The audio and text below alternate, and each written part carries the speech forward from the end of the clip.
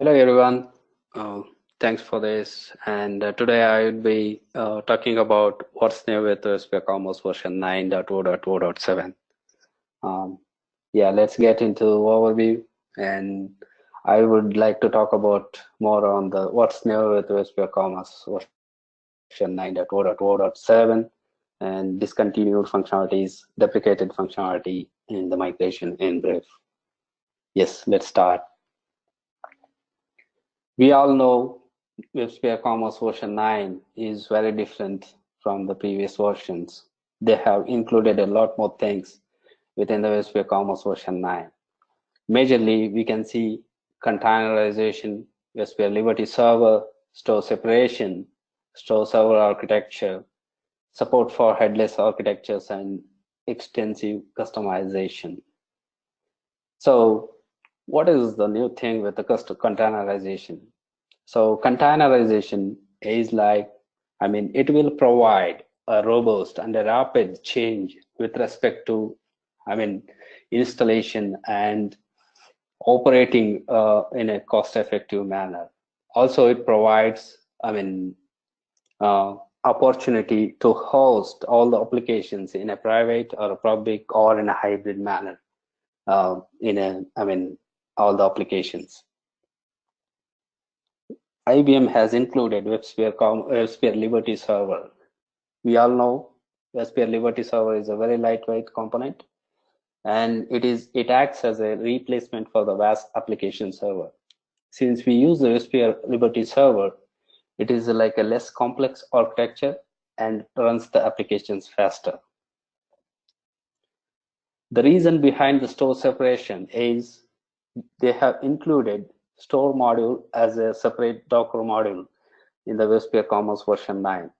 So since we have the store module as a independent and separate module, we can have the deployment and the scalability on the store module without making any changes to the core product like a transaction server. And also they have included many things like store server architecture. The store server architecture, with this, we have the ability to scale the number of servers independently. It's very important. Ability to host different storefronts separately and independently.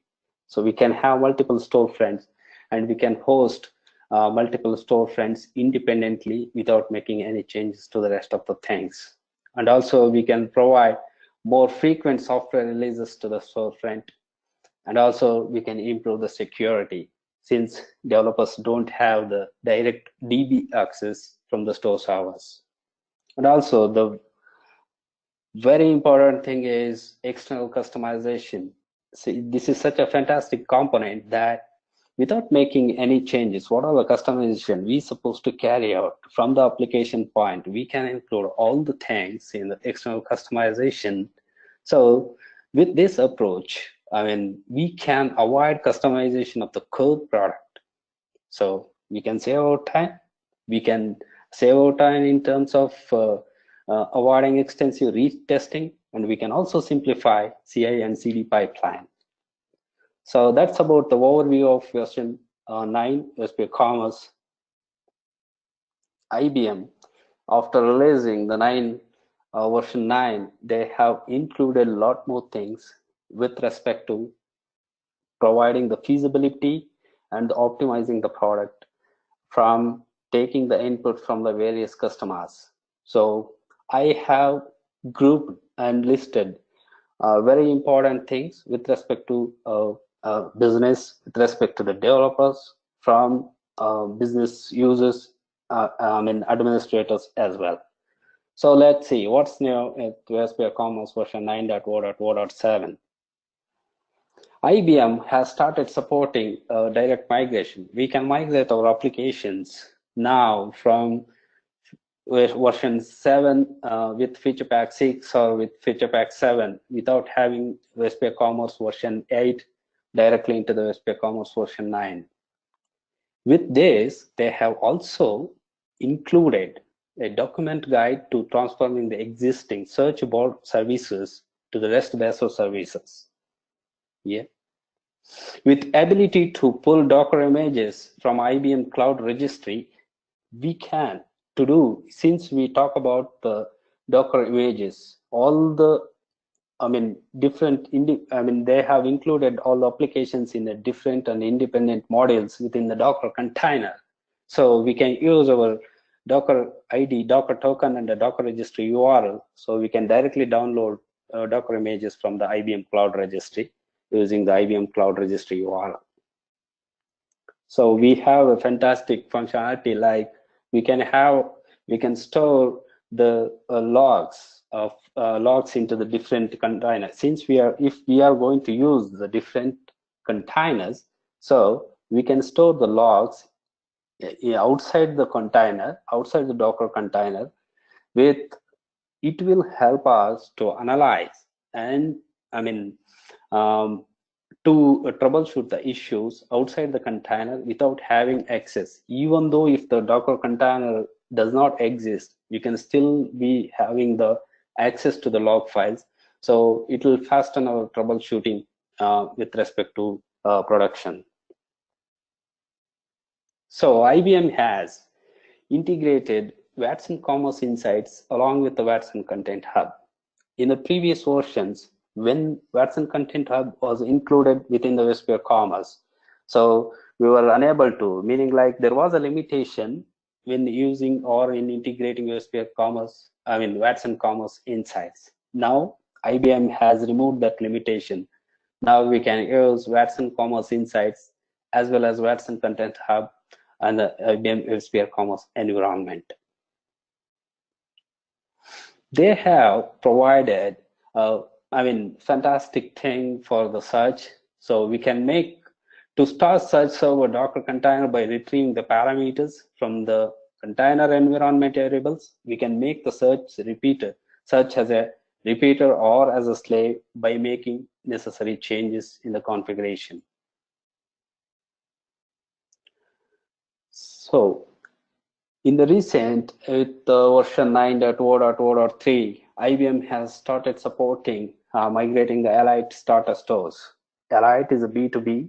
Many customers was required and was much awaiting for this functionality to be included. So now there is a support for migrating Elite starter stores from version 7, feature pack 6 or feature pack 7 into the WebSphere Commerce version 9 without having version 8. Let's move on. So remote caching. IBM has included integrated Apache Kafka and Apache Zookeeper to provide a caching solution. So if you use the Kafka and Zookeeper to run the invalidation between the transaction servers, between the transaction server and the store servers, or between the transaction servers and the search servers. So with this, we can invalidate and we can provide invalidation entries into the cache invalidation. So based on that, there will be a REST call which will runs on the search server, checks for the cache invalidation and which are the entries provided within the cache invalidation and invalidate the cache. So once the cache invalidation triggered directly from the business tooling operations, so there will be a job which triggers the transaction server. So this is the overall remote caching solution with WebSphere Commerce version 9.x. Let's move on. So we can also have access to the WebSphere Commerce Docker images as a non-root user. There was a limitation earlier. Only the root users will be having the access to WCS Docker images. Now even non-root user also have access to WCS Docker images.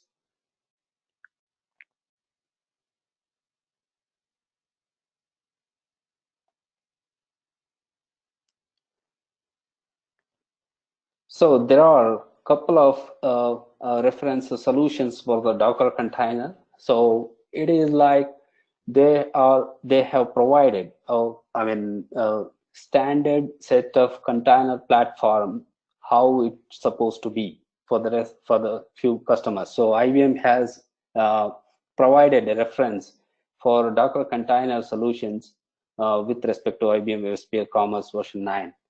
So they have also upgraded search engine with Apache Solr version 7.3.1. So this is a fantastic thing. So Apache Solr version 7.3.1 is very fast, and it has a lot of new features. So now IBM integrated with version 9.x WCS. They have also started supporting Oracle database. Yes, it's a very good news that many of our vendors will use WebSphere Commerce with Oracle as a development of the production environment database. Now, IBM has removed the limitation of using Oracle as a database. Now they have started supporting Oracle 10C with release 2, that is version 12.2. We can use it as our development database on production environment database. So there is a significant improvement in terms of building the index. So indexing has been optimized in later version, that is after 9.0.0.3. IBM has optimized the indexing. Now we can see the improvements up to 50% in terms of index building time. So of course it depends on the local configuration, but according to the IBM, they have it is optimized, and we can see the significant improvement, that is almost 50% in terms of build time. Also, IBM has provided deployment utilities, a deployment tool of chain with WebSphere Commerce, that is along with the utilities, which is provided by the WebSphere Commerce deployment utility. So we can use these utilities to deploy and operate WebSphere Commerce version 9 in Kubernetes environment.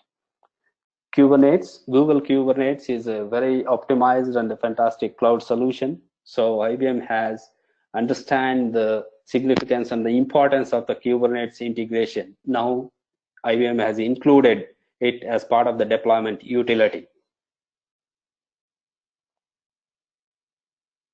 Let's move on. Yes, now we have a lot more improvements with respect to the building indexes. Yes, IBM has provided opportunity, meaning like supports are integrated. Now we can have multiple Java virtual machines and to build the indexes. The reason behind inclusion of Java virtual machines, multiple Java virtual machines, is like there was a limitation in terms of physical infrastructure. When there is a significant load while building the indexing, we have many customers come across memory leak issue, or restart server search server kind of things. So to eradicate those things, IBM has started included multiple Java virtual machines. We can have Java virtual machines for the index building. When there is a load on a significant thing, now it will be shared across multiple Java virtual machines to balance the load.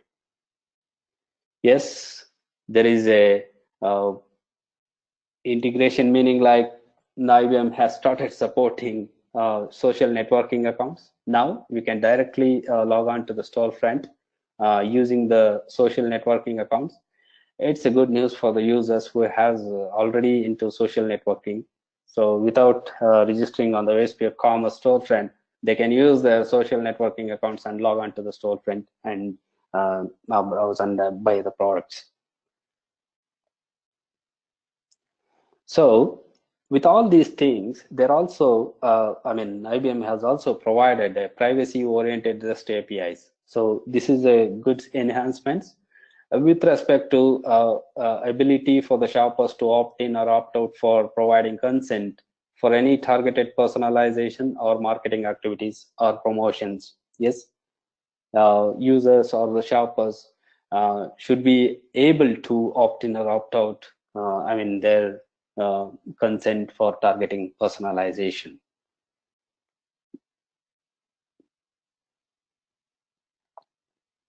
IBM has integrated the Sterling Omni Configurator. This is a lightweight Omni Configurator. This will help and in enabling the storefront with complex, configurable products. It's otherwise known as the dynamic kits. So now we can, using the Sterling Omni Configurator, we can purchase, or we can include a complex products, that is dynamic kits. So this not only with the Sterling Omni Configurator provides, selling the dynamic kits, it is also supporting the contracted price, that is for B2B. So B2B has specific features such as contractual price, product entitlement, requisition list, and saved order. So to support, to enable all these things, since it is attached to the B2B, IBM has integrated also Sterling Omni Configurator contracted price. Yes, with all these things, it also leads to a lot of monitoring. Yes, IBM has integrated Prometheus and Grafana for monitoring as monitoring tools. So this Prometheus help correct multi-dimension data, while the sample dashboard only shows a portion of the useful data. Yes, it's leftover configuration. We can either go ahead with the Prometheus multi-dimension data, or we can have our own sample board. It is ultimately left for us to collect the metrics and alter the rules for alerting in case of any server-related issues. There is a significant improvement in terms of performance, that is with respect to the search indexing. Yes, there was only a horizontal shading. So since IBM has optimized the search indexing in terms of improving the enhance performance, it is also included the vertical sharding. Sharding is a database operation that lets you apply parallel processing to index builds. Shading has several flavors, and horizontal shading is already enabled in WebSphere Commerce, as I mentioned. Yes, now we can also do vertical shading too. This will help in doing the search indexing and also improve the performance of the indexing. Yes, there is also a WebSphere extreme scale. Yes, there is, this is not the new thing. IBM has already provided the opportunity, meaning like options to integrate the WebSphere Commerce, WebSphere Extreme Scale within the WebSphere Commerce.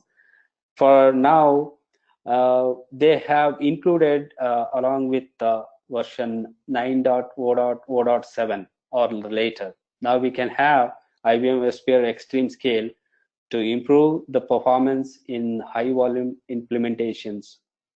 And also, WebSphere Extreme Scale processes a massive transaction volume with high efficiency and linear scalability.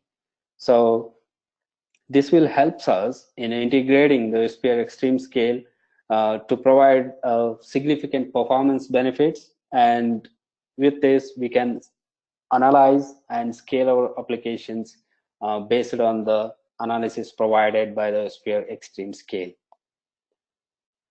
So yes, these are the main things, or the important features IBM has incorporated and integrated with version 9.0.0.7. So let's continue with the discontinued functionality. Yes, of course, when we have the new things, obviously based on the usability, we need to eradicate few things, and also we need to stop, since there is no significance or importance in terms of continuing few things to be included. Yes, IBM has considered few things. I mean, like right from the operating systems and the web servers and the integrations and the features and functionalities they have removed.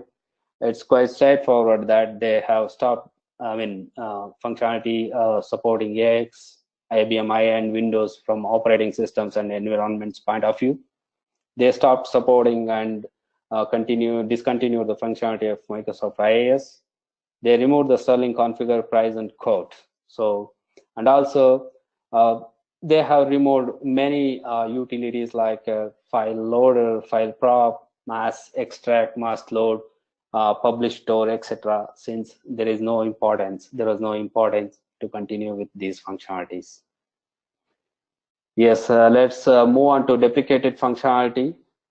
Deprecated functionalities, it is still functional, but the only thing is over the period of time, IBM may stop or limit providing the supports.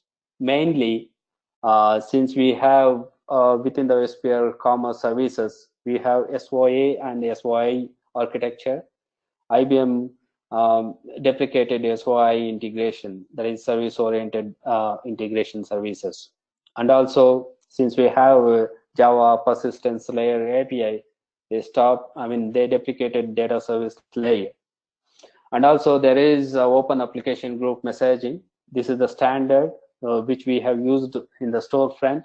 Now IBM has deprecated this functionality.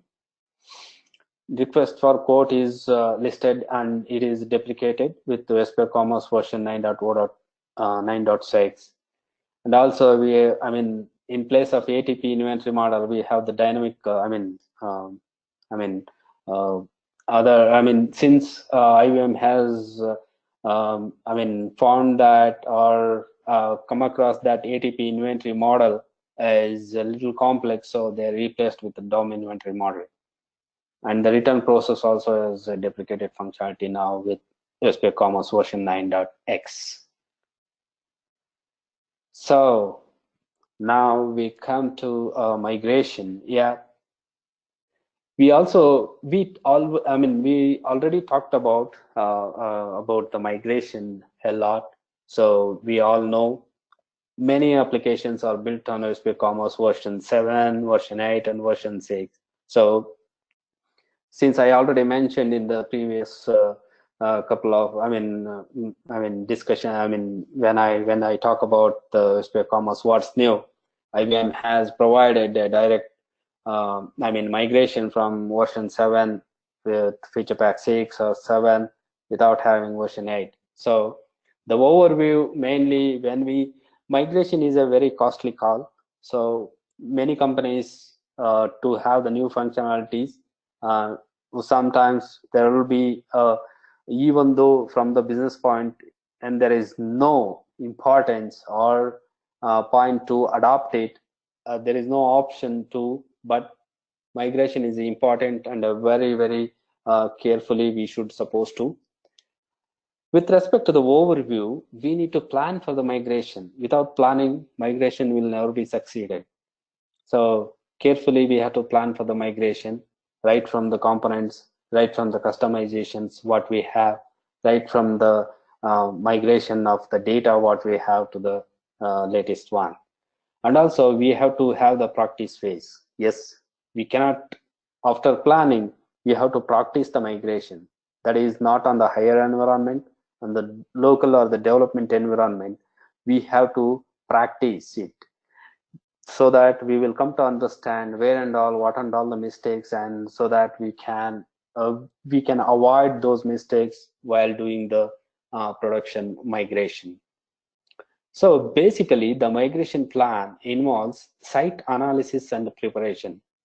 Yes, as I mentioned earlier, site analysis is nothing but what is the amount of customization we have within the application. What are the components we need to consider for the migration? What is the duration of the migration? What is the new features when we migrate to the latest version make use of? So it's all a planning phase. So it's like a site analysis and preparation. It will be different for different applications. Many will be having a B2C model, B2B model, and also we'll be having different versions. So we should carefully do site analysis and preparation. So, and also, since we have the new thing like CI/CD pipeline, and we should know how to build the container platform. WSP Commerce version 9 is a containerization. So we need to carefully have a plan and to be carefully divide and place the container images with I mean Docker images within the container. So since I mentioned as part of the practice phase, we need to consider dev environment migration before going to the production migration. So during dev environment migration, if any changes, if we need to replan with respect to the migration, we can change our plan. We can design the things. We can have different and if necessary, can have multiple Docker images, and we can change the container plan as well. So accordingly, all things get affected. And later part, once we are succeeded with the dev environment migration, we can go ahead with the production migration. Yes, since we all know and we are very familiar with the migration, I just would like to give you the overview and the migration plan to be considered from the global level when we migrate our previous versions applications to OSP Commerce version 9.x. So this is the reference migration diagram. So since Docker is not included, I mean, the database is not included as a Docker image, so it is outside. So it's like a direct, migration. And also we have application layer, transaction layer, and it will be very different with the WSP Commerce version 7 and version 8. And also when we come to WSP Commerce version 9, it's a containerization and a services, microservices layer. So I just wanted to provide a reference diagram during this when you consider for the migration from version 7 or 8 to version 9. Yeah, I think that's the end of my presentation. Thank you very much for all your patience. Thank you.